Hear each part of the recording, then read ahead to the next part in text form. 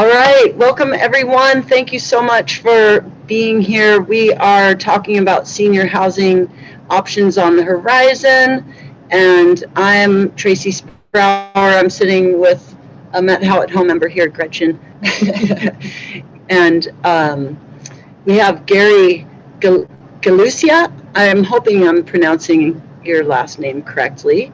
And Gary's been doing some amazing work. I'm going to let him introduce himself, but welcome. And I'm looking forward to this conversation on this incredibly important topic. This is part of our Get Ready series where we're really striving to be proactive in the challenges and opportunities that we all face as we get older and strive to stay here in this valley and stay healthy as long as possible. So with that, Gary, I'm going to go ahead and pass it to you.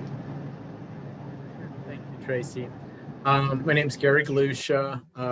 I've been resident in the Valley for a little over 4 years now.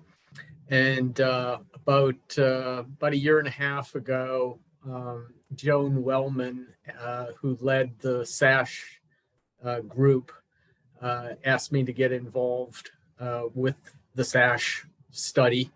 And anyway, I found it very rewarding and educational and met a lot of great people along the way and continued to work in that vein. There's still a lot of work to do.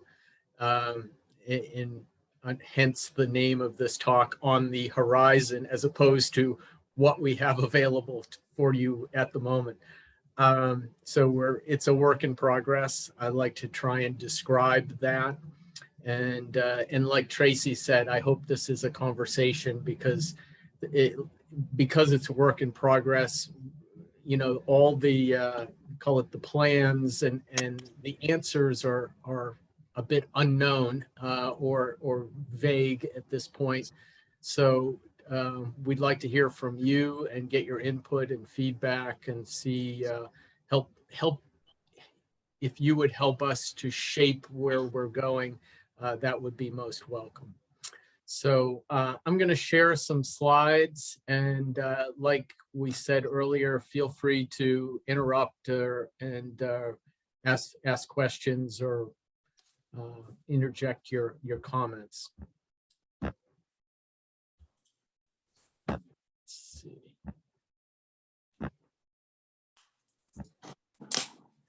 Okay, so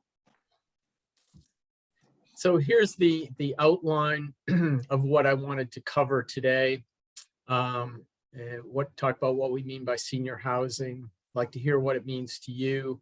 We'll talk a little bit about the SASH work and the recommendations that came out of that work. Sarah Thomas from the Housing Trust is going to talk about the survey that they did a couple of years ago. And then we'll dive into kind of what's happening. And there's quite a bit going on. And Sarah and Tracy are going to help with some of those topics. And then when we get to the end, I'd like to hear what you think as you reflect on what you've heard today. So I kind of mapped out something that what does senior housing mean to me. I got involved with the SASH work shortly after my mom had passed away, and I'd helped my mom and dad as they went through I'll call it the continuing care continuum.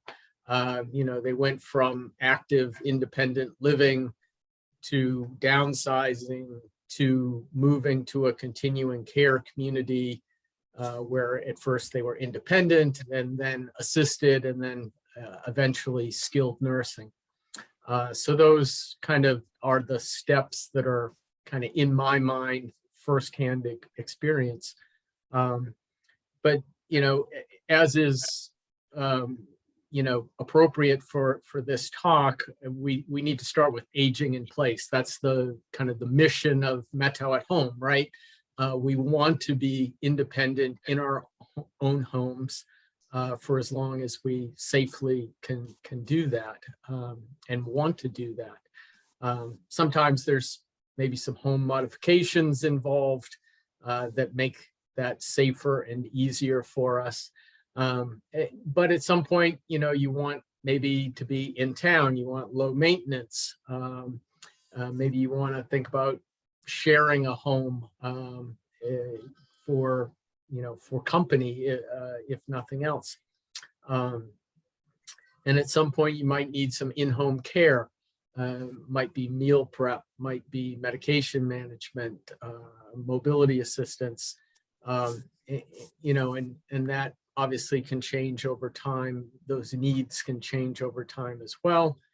And then, at some point, many think about, well, I need to leave my home, or I want to leave my home. And the options there are things like the adult family home. Jamie's place is an adult family home. There's continuing care communities that offer assisted living, memory care, and even skilled nursing.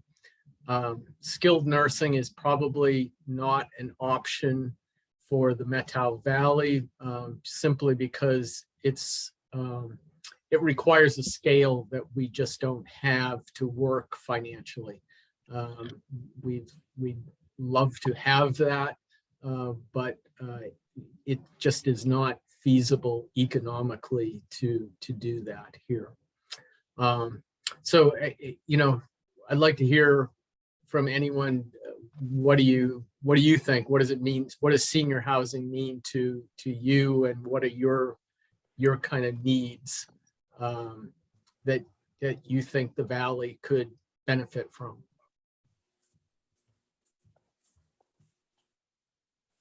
Anyone? Yeah, okay, so feel free to, let's see, Gary, maybe if you switch for just a minute away from sharing the screen to going back where we can see folks. We can hear from people a little bit. Yeah. And I'm going to put onto the gallery view. So, yeah, what does that, what are folks thinking what they would like to see? Gary, I have one thought. This is Sandra Strebe, and I was involved several years ago in a group called Senior Solutions. And one of the things that we looked into was co-housing, which is appealing to me because it's each individual having their own home, but being part of a close-knit community that shares some facilities. So there's a little more oversight and a sense of community, but without having to share one's home or be in any kind of less private situation. Yeah, that's certainly very appealing.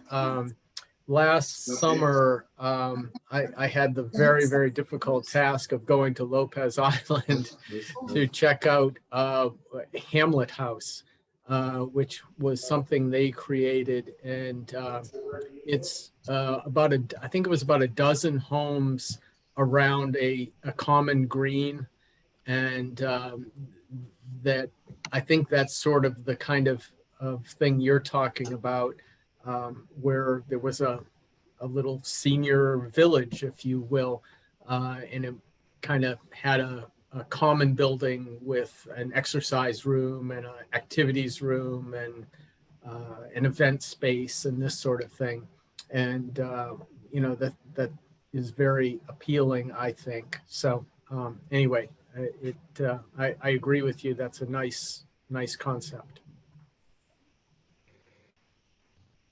Yeah, I think that people have, maybe tried to get things like that started before. You definitely need a very dedicated core team to make it happen. But I want to feel like that is possible. I used to think, what about the Virginian? Create a little.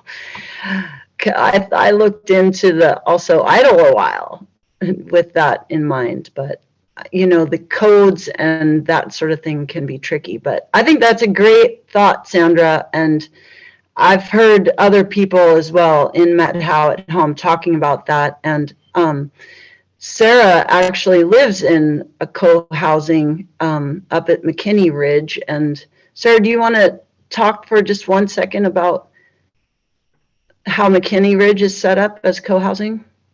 Sure. Can folks hear me better now? I turned up. Yes.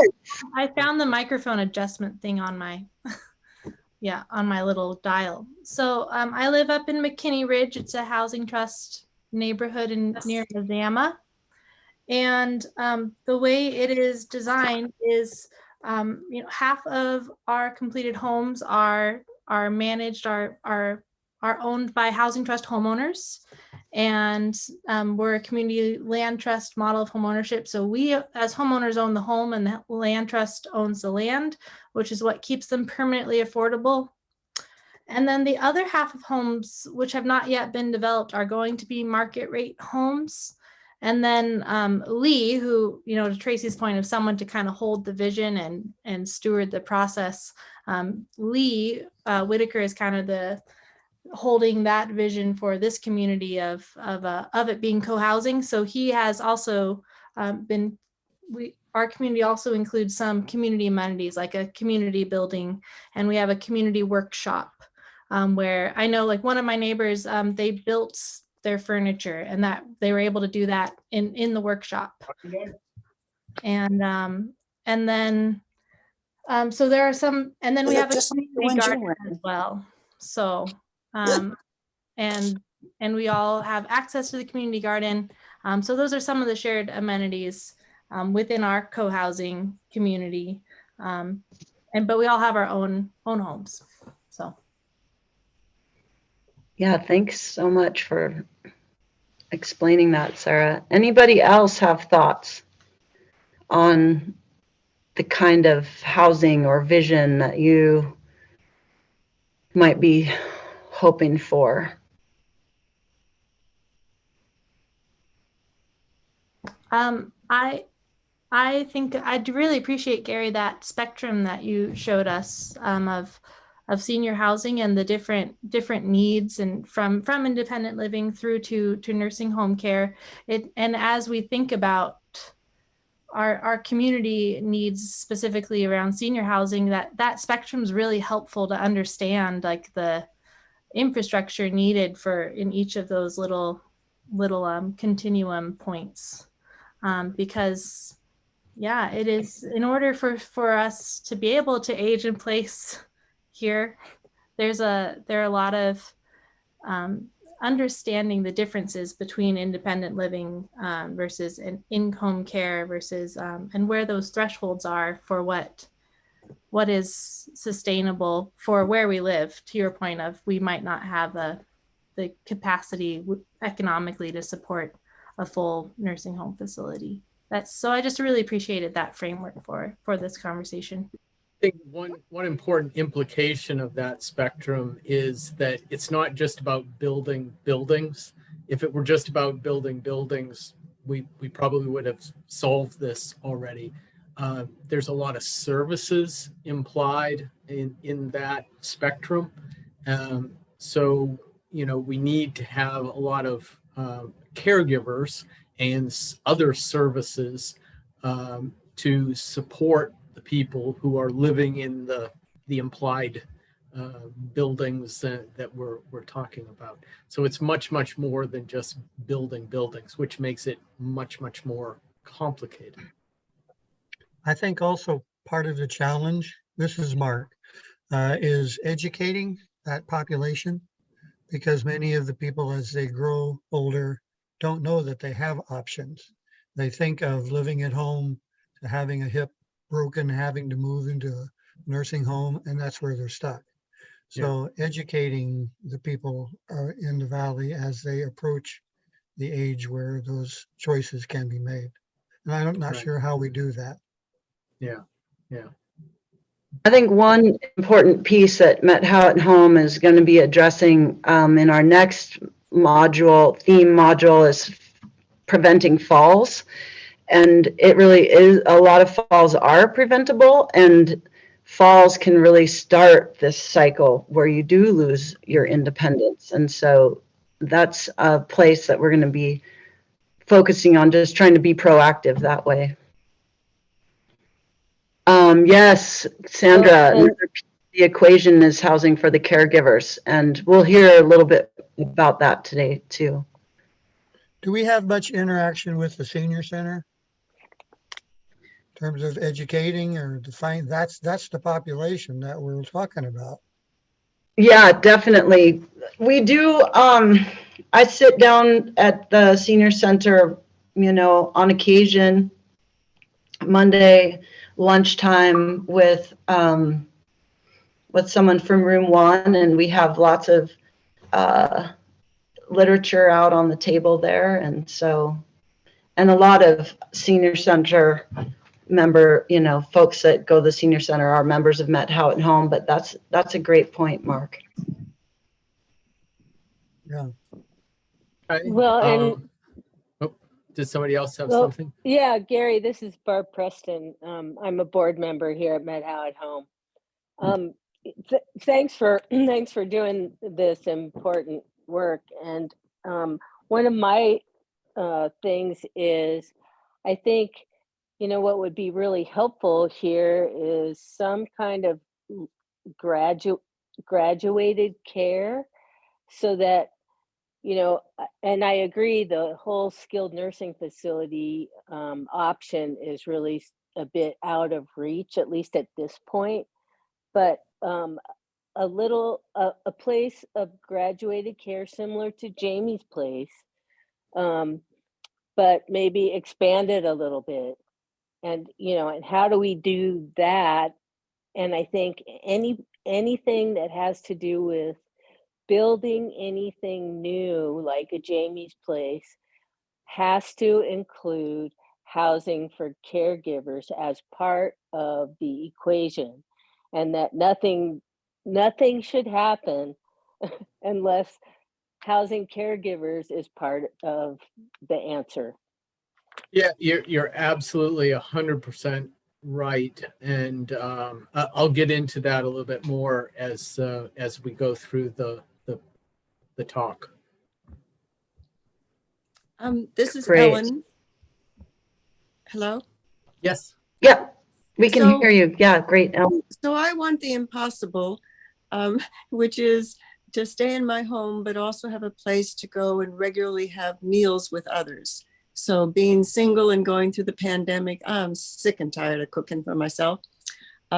So I know we're dispersed, and I don't know how we can do co-housing and have, of course, a wonderful community building like they have at McKinney Ridge, where they could possibly institute meals. But anyway, I think that the biggest reason I might leave here while I'm perfectly healthy and strong is to be able to live in a community where I can have more shared interaction with the other people, particularly around meals, which then becomes a social situation. I love that vision, Ellen, and I want to feel like it is possible. I think that it would be great for us to watch this documentary all together, have Met How at Home show it. It's called Happy, and it talks a lot about how the happiness quotient in Denmark is pretty high, and they have a lot of these kinds of communities, and they're very, very effective. So I think it's good to dream big. Yep, I agree. Yeah, and anyway, hold that thought, and I think we'll come back to this topic a little bit later on. So I'd like to turn it over now to Sarah to talk about the survey findings.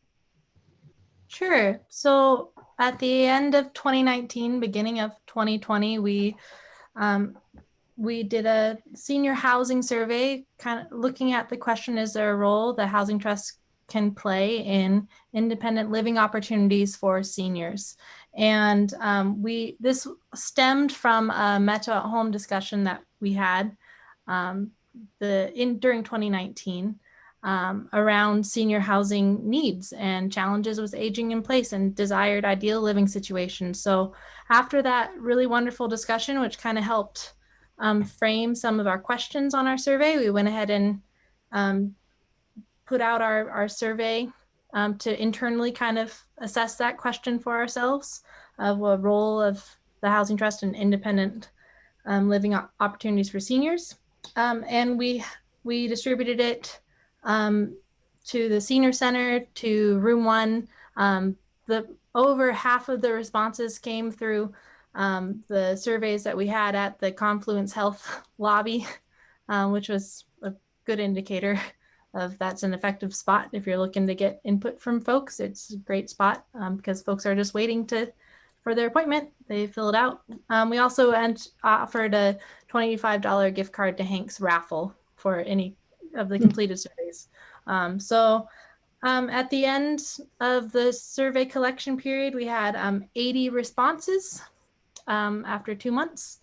And we also distribute online too, but sort of just to give you a feel of how it was distributed and how these questions were formed. And we asked questions around challenges to aging in place and how long folks anticipated being able to live where they currently do, how long folks want to live in the Matteo Valley, those sorts of questions, and then questions around what ideal living situation would look like for aging in place.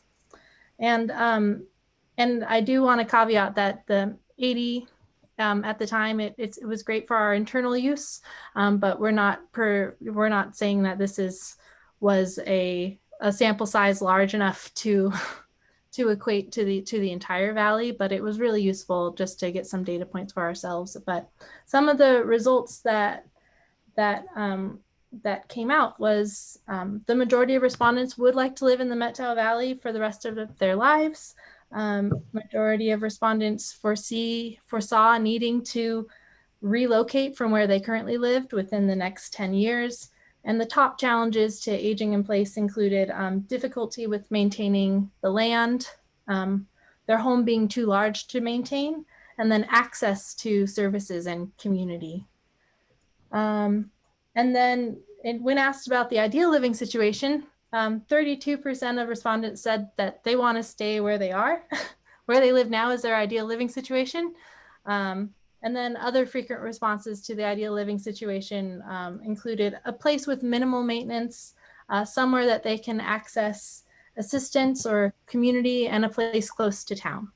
So that's the overview of some of the findings, which having been involved with SASH since then, feel consistent to a lot of what SASH found. So Gary, I'll let you talk about the SASH final report. Okay, thank you. Let's go back to our outline. So, oops, wrong direction. So the SASH analysis and summary and some selected recommendations. So the analysis summary, as we've said, aging in place is the first choice of most people. And it's best achieved when there's a full range of in-home support services, that are available, accessible, and affordable. So back to, I think it was Barb's comment about the caregivers. I mean, they go aging in place, even to maintain aging in place, let alone having co-housing or assisted living or adult family homes requires caregivers. So caregivers are given even for the simplest option. Winthrop is the second oldest zip code in the state of Washington, behind Port Townsend. So we're an aged and aging population. By 2025, more than 200 Valley residents are going to need a caregiver assistance to remain at home. And there's going to be other residents in other facilities who also require caregivers. So, and medical care generally. So the caregiver housing goes hand in glove with senior housing. You cannot separate the two. for elderly residents who can no longer stay in their home, the SASH study determined that Jamie's Place was 28 beds or could accommodate another 28 residents. And that's today. Not even looking at the future, that number grows. So the SASH study was really, the impetus for the SASH study was looking at what are the needs of seniors in the Valley, both from the perspective of Jamie's Place, but from the perspective of other organizations in the Valley as well. Room One, healthcare entities, Matteo Housing Trust. I mean, it really is we need a comprehensive solution. And then the Valley currently has a caregiver workforce crisis. We see that every day at Jamie's Place. By 2025, as I said before, we're going to need the in-home healthcare workers to provide in-home care for another 200, for more than 200 residents. And you know, it's a real challenging, one of the obstacles, and it's only one of the obstacles to growing the caregiver workforce is housing. There are other obstacles as well, involving compensation and ability to train them and the ability to retain them. So it is quite complicated. And the other thing that came out of the SASH study was that we need the capability to apply for and manage grants. We're doing that today. People like Raleigh Bowden are amazingly successful at getting money from from state agencies for the most part, and others. The Community Foundation and Give Matteo are another big source of grants for us as well. And we're using that grant money. I'll show you a little bit later some of the things that we're spending that grant money on. Any questions on any of that? Okay, so these are just some of a select group of the SASH recommendations. There were about 17 in total, so I'm just going to touch on the ones that directly relate to senior housing. So one of the recommendations was expand Jamie's Place, and we're studying that. I'm on the board of Jamie's Place. Mark Tesh is on the board of Jamie's Place as well, and we continue to look at what our options are there. If it were as simple as building a building so that we could have more residents, we probably would have already done it by now, but it's the caregiver element that makes it really complicated. The other recommendations were to expand senior independent living, including low income senior housing, and then to facilitate home sharing, and then address the obstacles growing the caregiver workforce, which of course includes affordable housing. So those are the kind of the key things that I've got in my mind as I go about my efforts to implement some of these recommendations. Any comments? I think you outlined it pretty well, Gary. Good job. Yeah, one thing, that I find in this work again and again is sometimes some of the barriers to things are even up at the federal level, like Medicare compensates caregivers or Medicaid rather, $15 an hour. And so that's just really not, commensurate with the responsibility of that work. And it's really important work. So I'm so grateful for all the effort going into sort of elevating this as a really important job that deserves a lot of respect and also compensation according. Yeah, that's a great point, Tracy. You know, Jamie's Place, we've got, right now we have 12 residents. That's what we've got space for. And it, the percent of the population that is Medicaid eligible, seniors, among seniors, is about 25 to a third of the population, somewhere in that range. And so, you know, we ought to have at least 3 or 4 beds dedicated to the Medicaid eligible population. But as Tracy said, the amount we get reimbursed is very low. And, you know, Jamie's Place basically loses money for every Medicaid resident. And that's okay.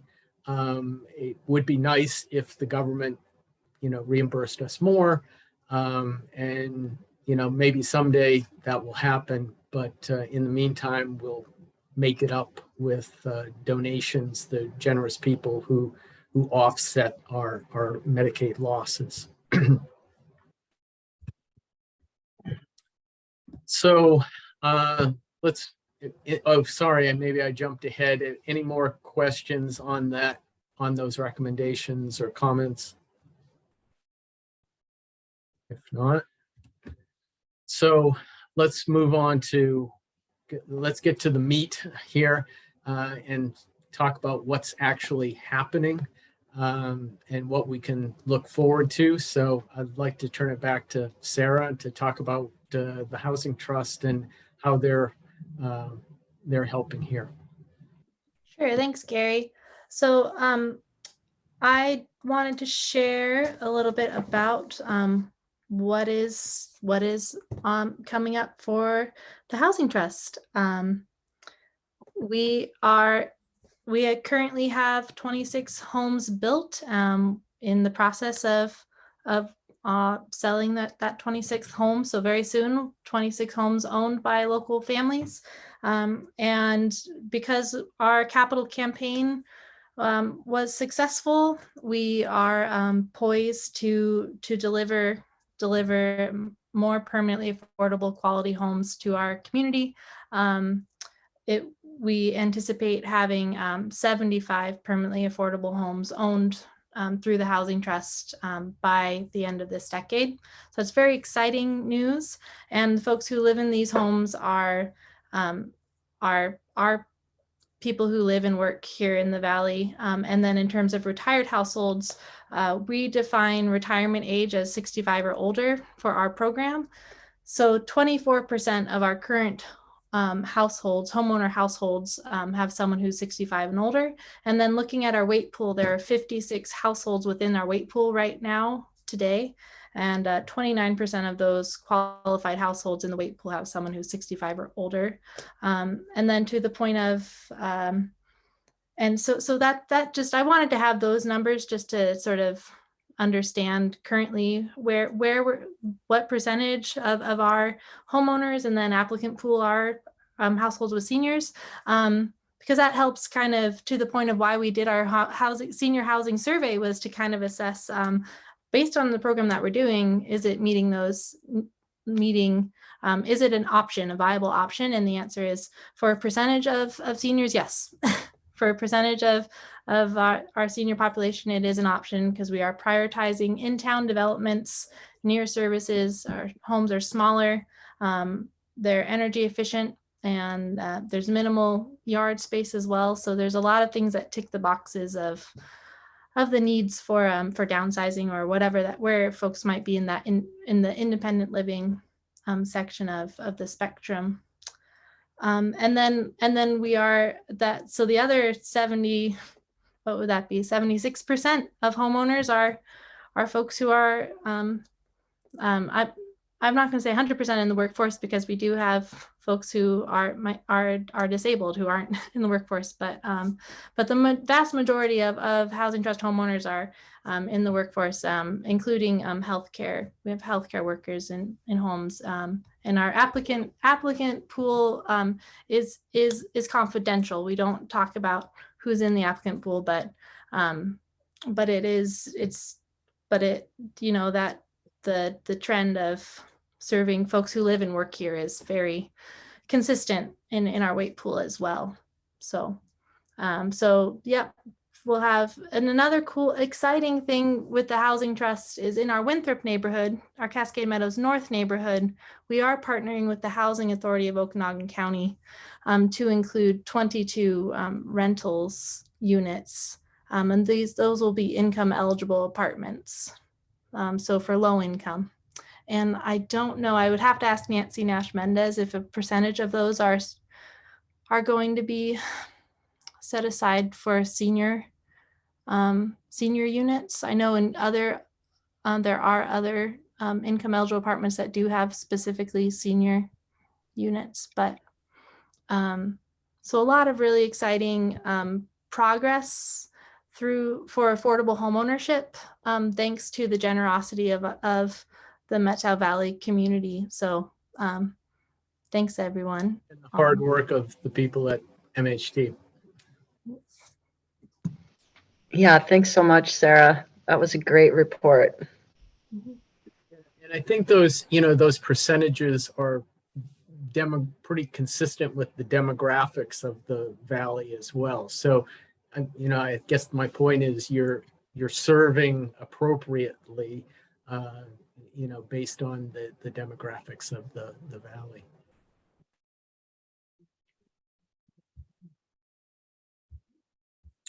So let's see, share.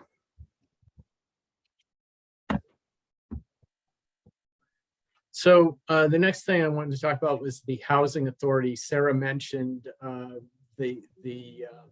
call it the joint venture, if you will, in the Winthrop community between the Housing Trust and the Housing Authority. Nancy Nash Mendez, she's the leader of the Housing Authority, and she was, you know, involved in the SASH study, and she came to our the meeting where we invited people to listen to the analysis and the summary, and she committed that the Housing Authority would build affordable senior housing in the valley in the next 5 years. So it's definitely on her radar screen. The county had previously done a housing needs study, which highlighted the Matteo Valley, among other places in the county, as in dire need of affordable senior housing. The Housing Authority already provides some of that housing today. And so this was looking to expand that. So I occasionally talk with Nancy about reminding her of her commitment and trying to help her find some land to expand on. Tracy, you want to talk about home sharing? Sure, you bet. So Jamie's Place was, I'm sure you'll be talking about this, Gary, was awarded a Game Changer grant from the Community Foundation to address this crisis in the caregiver workforce. And as one aspect of it, they received some funding to promote home sharing.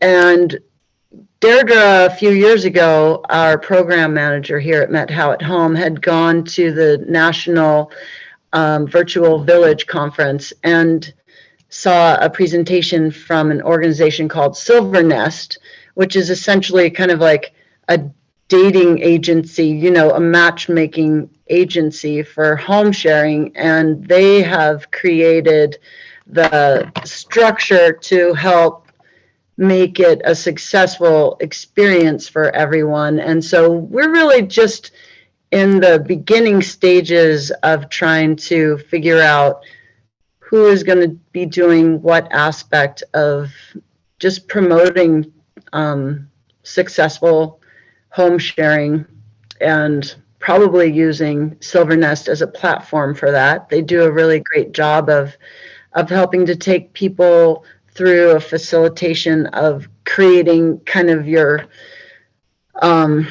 set of agreements together.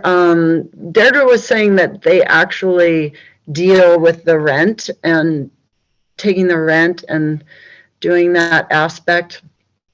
There's a lot of things that we are still learning about how Silver Nest approaches this. They have kind of a membership fee for both the person with the home and the person seeking a home, but there's been a lot of successful matches made throughout the country through the Silver Nest. And I think that, you know, we've gotten out of the practice sometimes of sharing our space. And so it's kind of a cultural shift, and definitely, you know, takes a different level of commitment to clear communication and things like that. But I think that so many people wind up, especially during COVID, boy, did we ever see that, where people were just so isolated.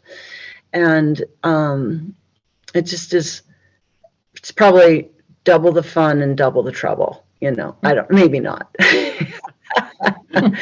But, you know, part of the intent is, oh, there's a lot of folks here in the Valley who do have an ADU and who could rent out their small space to a caregiver and that kind of thing for Jamie's Place. So that's one of the hopes, that it will open up more opportunity for affordable housing for our caregivers.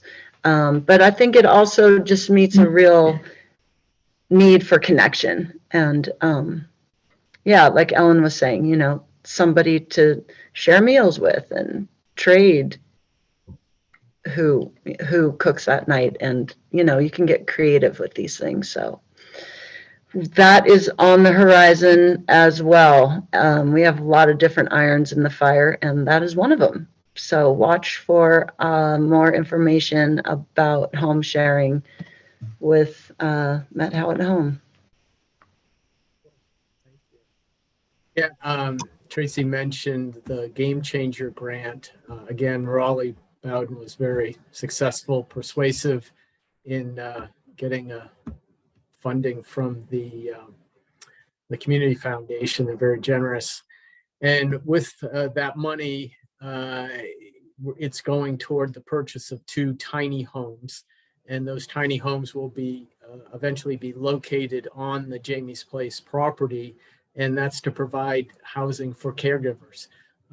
So, you know, we're listening to our caregivers. One of their needs is, you know, secure housing, and it would be nice. We just don't have the space to put more of these on Jamie's Place. We're just out of space.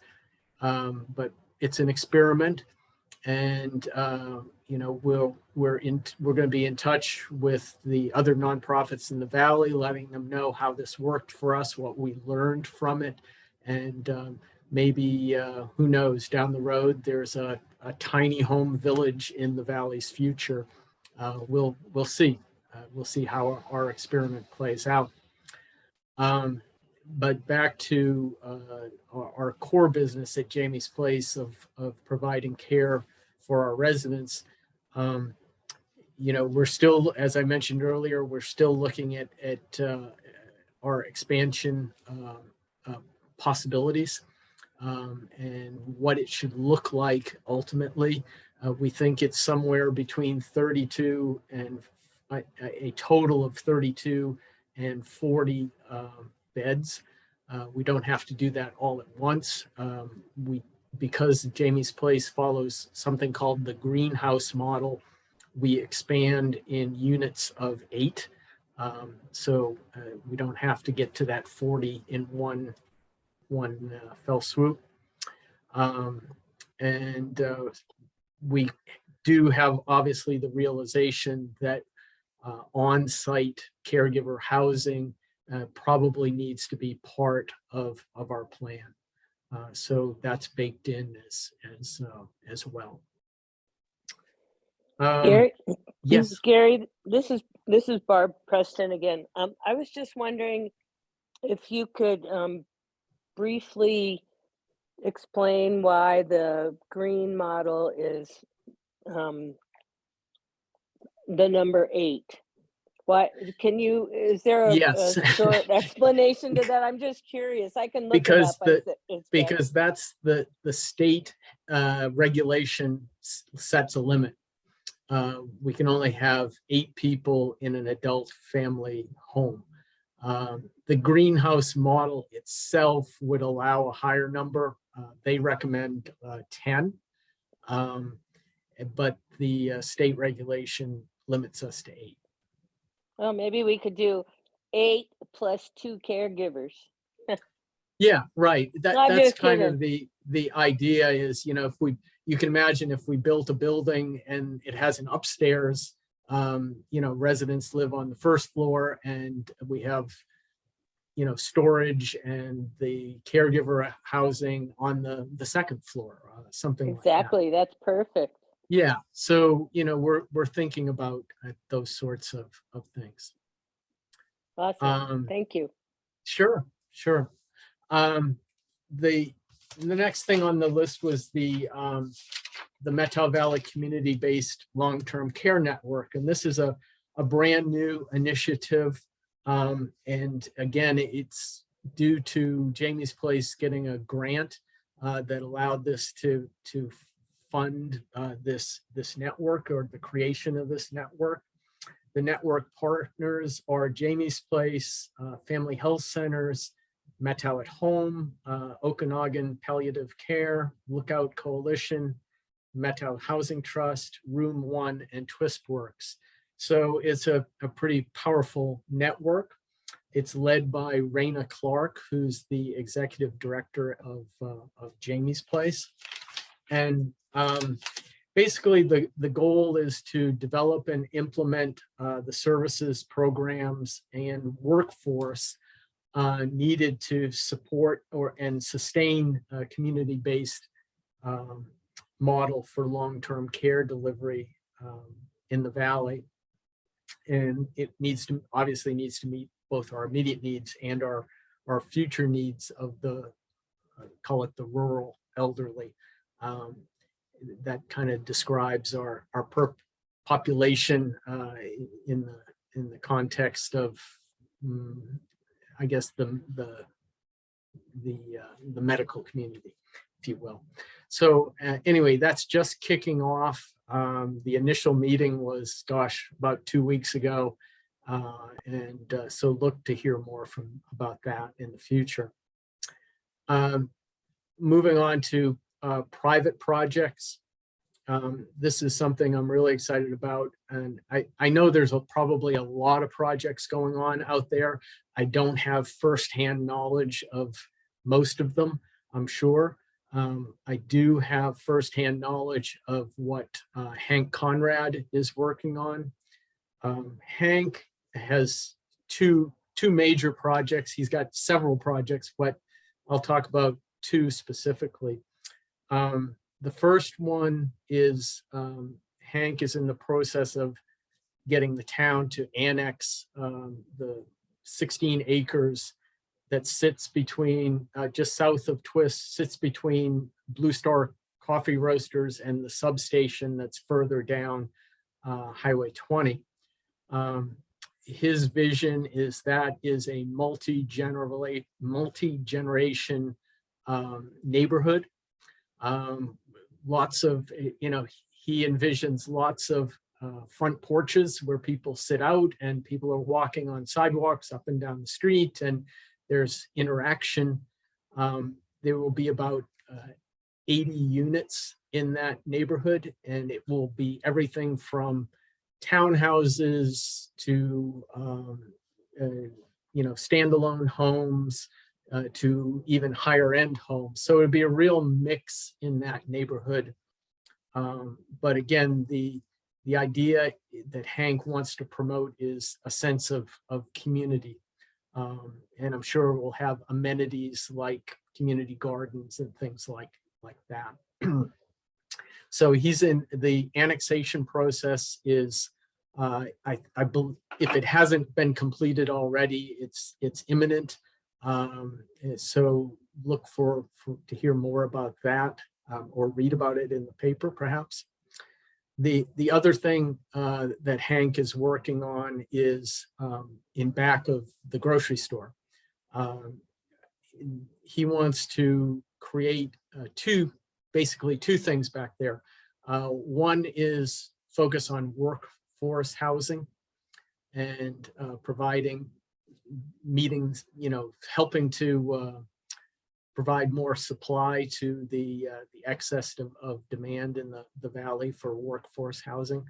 But he also has a senior village concept in mind, and it what I've talked about it with him.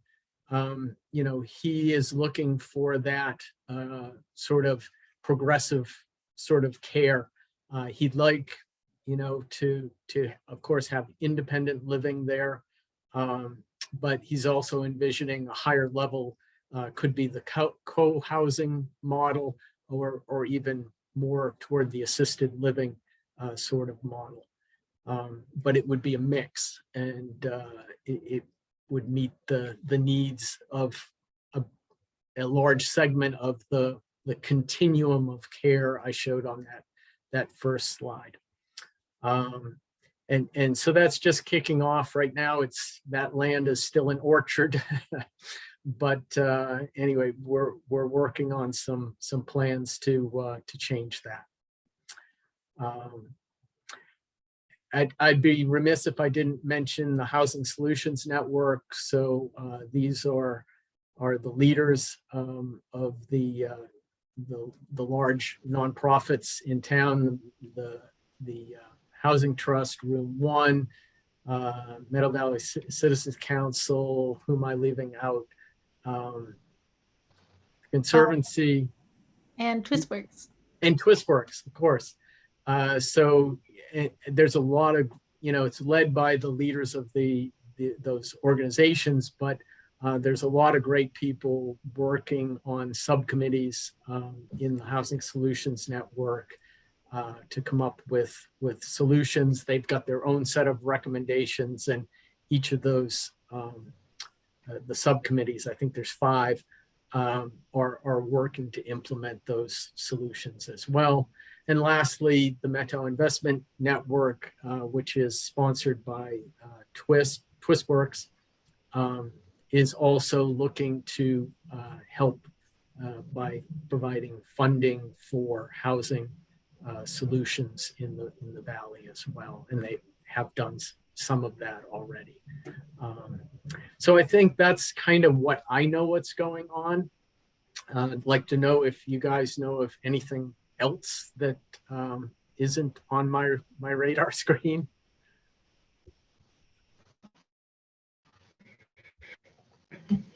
One thing Anybody else? Oh, sorry, Tracy. No, go ahead. Well, I know that the towns of Twisp and Winthrop are collaborating on creating housing action plans. That each town is going to be working on a plan, but they also are looking at the bigger picture of the housing for the entire community, valley-wide. Yeah, that's a good point. Winthrop declared the, I forget the exact term, housing emergency, or, and look, they've been, the town of Winthrop, the town council has been very cooperative with Jamie's Place and helping us implement our, for example, helping us implement our tiny home experiment. So, kudos to them for being proactive. Yeah, so Gary, I'm also on the planning Fantastic. department for the town of Winthrop. And we were really happy to see that come through and support you 100%. I just really appreciate all the efforts that you're making to do that. And, you know, I think it's pretty obvious that you have support of the town. The only unfortunate thing is that, you know, our towns are small, the incorporated towns, the area is small. And what I think in the big picture, what really needs to happen is we have to get Okanagan County on board as well, because there's an awful lot of area in between Winthrop and Twist, you know, even Winthrop and Mazama that, you know, could be used to have higher density. And so I think getting the counties involved, or the county involved, is the next step, or probably a step that's already in progress. I thank you, and I agree with what you just said. Yeah, and I think as well, having these kinds of conversations and getting involved, having really creative ideas coming forth to design, you know, with encouraging community and also trying to keep the integrity of this natural area in place is really important. And there's some very interesting community designs around the world, really, that are incorporate also like permaculture principles and things like that, that I think are great to bring into the conversation. So, and I want to respect everyone's time. It is 5 o'clock. Any last thoughts? We could. I'd like to say one thing, and that is that there's other things that affect us. I think of the overnight rental situation and the housing in general that's not available because it's being bought and sold for different reasons than senior housing. And so again, with the local governments trying to work out solutions for that, and it's tough. I'm on the town planning commission here in Twisp, and it's on everybody's radar, but that doesn't mean that it's being taken care of. So we need to keep pushing the people that make the decisions. Yeah, thanks for doing that work too, Mark. This was great. Lots of good information. Yeah. I have one more slide, if you don't mind. If you bear with me. So I just wanted to close with what I think. I think we have much to be thankful and for, and reason to be optimistic. We've got great organizations. Of course, organizations are nothing without their staff and their board and their donors and supporters. And we've got individuals like Hank Conrad. Hank is just the most generous, big-hearted guy I think I've ever met. And I hope you'll continue to support and thank all the organizations that are working to create both senior housing and workforce housing for the Valley. Fantastic. Yeah, great point. Thanks for putting this together, Gary. Appreciate it. Sure, my pleasure. Yeah, thank you, Sarah and Tracy, for the opportunity. Yeah, thanks so much. Thank you. Thank you, Gary and Sarah. Yeah. And Tracy. You know, this is the type of thing, Gary, I'm thinking that you could, do a kind of a dog and pony show too, if taking it to Kiwanis or taking it to, different groups that are interested but may not have as much information. I think your little show there could be very Very, very good thing to do. Think about that. Mhm. Church groups. Absolutely. Yes.